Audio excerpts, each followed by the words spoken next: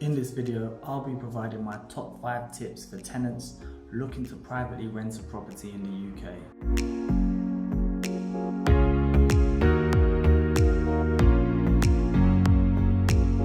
Welcome to Estate Agent Insider, your go-to channel for expert property tips and advice.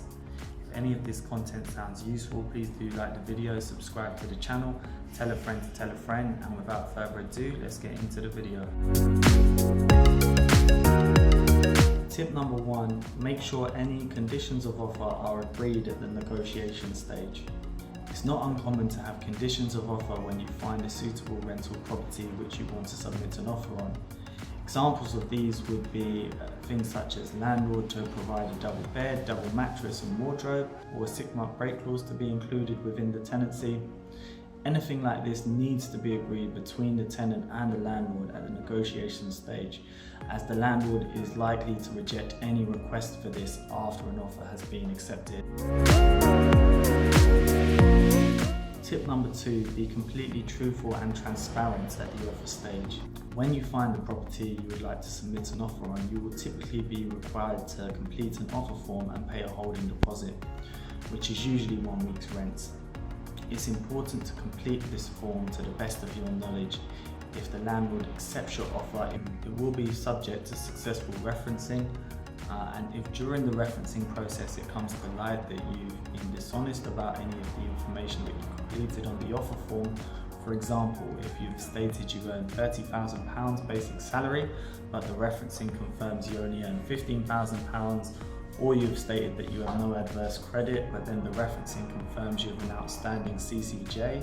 In these cases, it will probably be written in the terms of the conditions of the offer form that you will lose your holding deposit if you have not completed the form to the best of your knowledge.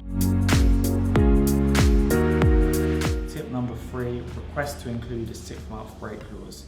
I would always recommend requesting to include a 6-month break clause within your tenancy, but remember, as per tip 1, make sure to request this at the offer stage, as a landlord is unlikely to agree to this after they have accepted an offer. Some agencies and private landlords include a 6-month break clause within the tenancy agreements as standard, so in these cases you won't have to request it. But when the clause is not included as standard, I would always recommend requesting one. The reason for this is because it's always advisable to have that flexibility within your tenancy, as you never know what's around the corner in life, and if you need to vacate the property midway through the tenancy, the landlord and or agent will likely charge you a hefty fee to terminate the contract unless you have that break clause included. The break clause will typically include a 2-month notice period, giving plenty of notice to your landlord if you need to trigger the break clause and vice versa. You may find on the odd occasion that a landlord is not willing to agree to include the break clause, but you should still always ask for this. Tip number 4, ensure you're in a proceedable position financially. Estate agents and private landlords will typically have criteria in place which their potential tenants will need to pass in order to be able to proceed with the tenancy. One of the main requirements is passing the salary threshold, which is typically in the region of 30 times the monthly rental amount. For example, if you were to offer £1,500 per month on a 3-bedroom flat, you, along with whoever you are offering with, would need to be earning a minimum of £45,000 basic salary combined in order to pass the threshold. If your household's income doesn't pass the salary threshold, you will likely be required to provide a UK-based guarantor or pay 6 months rent in advance, so make sure you can at least pass one of these criteria. Finally, tip number 5, conduct research on the landlord. Try and find out as much as you can about the landlord and whether the property is being managed by the estate agent or directly by the landlord themselves. Generally speaking, if the property is being managed by the agency, you will likely receive a very good service, as you will be assigned a dedicated property manager who will be your main point of contact for any maintenance issues during the tenancy. If, however, the property is being managed directly by the landlord, then it's difficult to know how responsive and helpful they'll be when you're living in the property, by which time it's too late, of course, to get out of it.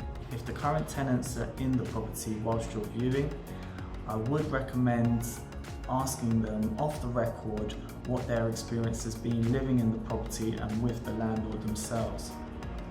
If they're not in, however, I would still ask the agency for their opinion on the landlord, although do bear in mind they're unlikely to talk crap about one of their clients, so do take their feedback with a pinch of salt. In my experience, the best landlords tend to be the ones with just 1 or 2 properties, which used to be their home, as they usually feel more emotionally attached to the property and tend to be more responsive to the tenants. This is a generalization, of course, though, so as always, treat each case on an individual basis. So that concludes this video. If you would like more tenant tips or would like to find out more about the renting process, do feel free to ask any questions in the comment section below. As always, do like the video, subscribe to the channel, and I look forward to seeing you next time. Cheers.